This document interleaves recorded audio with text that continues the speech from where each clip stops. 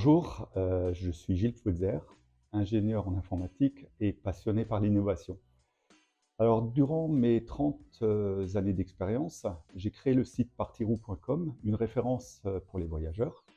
J'ai également créé la société Connecti spécialisée dans l'intelligence artificielle, le SEO et le développement web.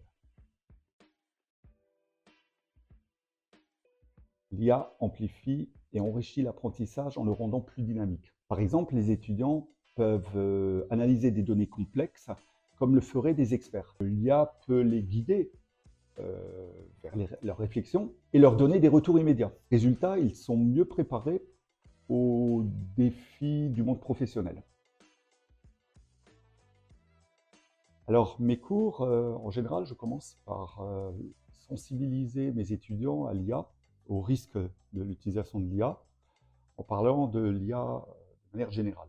Ensuite, on s'oriente plus vers les IA génératives, de type ChatGPT, mais pas que, pour leur montrer comment on peut l'utiliser et l'intégrer dans une société, en commençant par comprendre comment on prompt, comment on écrit un prompt pour être efficace.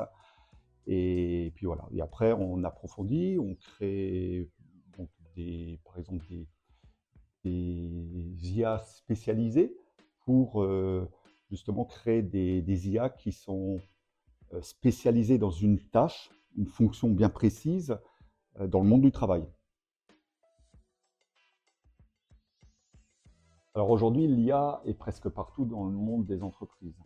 Pour les étudiants, l'IA va leur permettre de se préparer plus efficacement et plus rapidement aux défis du marché.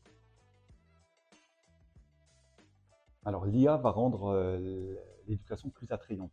On peut imaginer des cours qui s'adaptent au rythme des étudiants ou encore des quiz interactifs qui corrigent en temps réel ou même des plateformes qui proposent des exercices ciblés. Mais attention, l'IA doit rester un outil pour soutenir l'humain et non le remplacer. Le défi sera de trouver le juste équilibre entre IA et humain. Alors, mes conseils, c'est d'explorer l'IA avec curiosité, appliquer l'IA à des cas concrets, utiliser l'IA de façon responsable. Voyez l'IA comme un assistant ou un associé qui peut vous aider à aller plus loin. Et surtout, formez-vous. Car beaucoup pensent savoir utiliser des outils comme ChatGPT alors qu'ils font beaucoup d'erreurs. Et en plus, ils passent à côté de son vrai potentiel.